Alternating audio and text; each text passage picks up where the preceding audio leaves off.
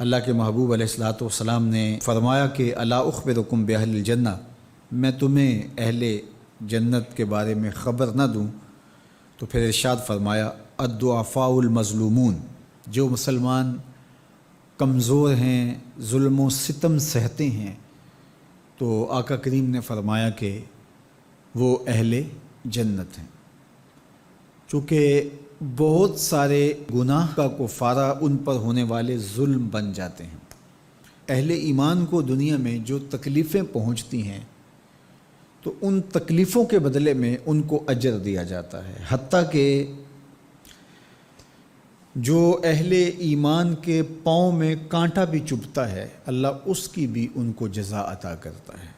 اور ایک حدیث پاک میں آتا ہے کہ اہل بلا کو جو قیامت کے دن اجر و صلہ عطا کیا جائے گا تو لوگ آرزو کریں گے کاش کہ ہماری کھال اور ہمارا جسم لوہے کی کینچیوں سے کاٹ دیا گیا ہوتا، تو آج جو صلہ اس کا حشر کے روز دیا جا رہا ہے۔ تو حالات میں بعض اوقات اس طرح کی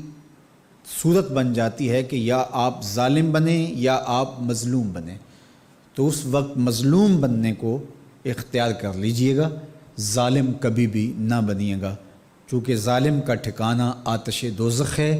اور مظلوم کی جگہ اللہ کی جنت ہے۔ پھر فرمایا الا اخبرکم بخیارکم، میں تمہیں خبر نہ دوں جو تم میں سب سے زیادہ بہتر ہیں؟ تو پھر جھولیاں پھیل گئیں، تو فرمایا تم میں سے سب سے اچھے وہ ہیں کہ جو اچھے اخلاق کے حامل ہیں، جن کا خلق اچھا ہے، جن کے رویے خوبصورت ہیں۔ اور پھر آقا کریم علیہ السلام نے فرمایا الا انبئکم بشرارکم، میں تم میں سے جو شریر ترین لوگ ہیں ان کی خبر دوں، السرسارون المتشدقون المتفہقون، یہ وہ لوگ ہیں کہ جب مجلس ہو رہی ہو تو سب لوگوں کو برابر بولنے کا حق ہوتا ہے، اور کچھ لوگ تکبر کی وجہ سے بولتے ہی رہتے ہیں اور وہ سمجھتے ہیں کہ بس مجھے ہی حق ہے بولنے کا، اور وہ کسی کو موقع نہیں دیتے، اور کوئی بولے تو پھر اس کی بات کاٹ کے بولنے لگ جاتے ہیں۔ المتشدقون المتفہقون،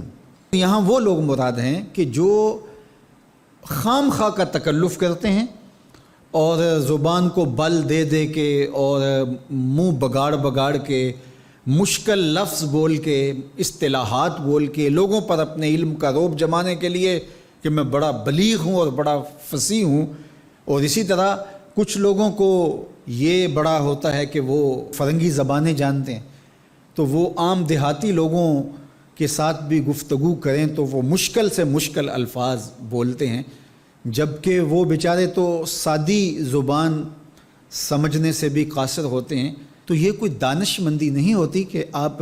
جو ہے وہ بھاری بھرکم الفاظ بول کر کسی کے اوپر جو ہے وہ رعب جما رہے ہوں، تو یہ بات نہیں ہوتی۔ جب بات کریں آپ تو جس طرح کے لوگ ہوں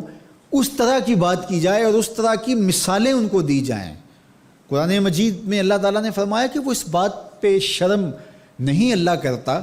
کہ وہ تمہیں مچھر کی مثال دے، مچھر کی مثال دے کر کہ اگر تمہاری بات سمجھ میں آتی ہے،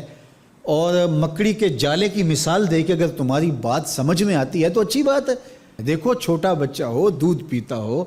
تو اس کو یخنی تو نہیں پلائی جاتی، اس کا معدہ خراب کرنا ہے، وہ برداشت نہیں کر سکتا، اس کو وہ دیا جائے جو وہ برداشت کر سکتا ہے۔ اس لیے آپ کے مخاطبین کس طرح کے ہیں، کلموا الناس علی قدر عقولہم لا علی عقولکم، میرے اور آپ کے آقا و مولا نے فرمایا جب بات کرو تو لوگوں کے فہم کے مطابق کرو، اپنے فہم اور اپنی عقل کے مطابق نہ کرو۔ علامہ اقبال علیہ رحمہ کی شاعری اور ان کا خوبصورت ادب اگر آپ دیکھیں تو اہل علم کے لیے سوغات ہے، لیکن جب چھوٹے بچوں سے مخاطب ہوتے ہیں تو پہاڑ اور گلہری کے نام سے نظم لکھتے ہیں، جگنو کے نام سے نظم لکھتے ہیں، اور بکری کے نام سے نظم لکھتے ہیں، تو یہ ان کے مزاج کے مطابق بات ہوتی ہے۔ تو یہ حسن ہوتا ہے، اصل فصاحت ہے ہی یہ ہے کہ کس سے کس طرح بات کرنی ہے۔ تو میرے اور آپ کے آقا و مولا نے فرمایا کہ یہ شریر لوگ ہوتے ہیں۔ تو اللہ تعالی ہم سب کو اس کی توفیق عطا فرمائے کہ ہم نہ تو اہل دوزخ سے ہوں اور نہ شریروں میں ہمارا شمار ہو۔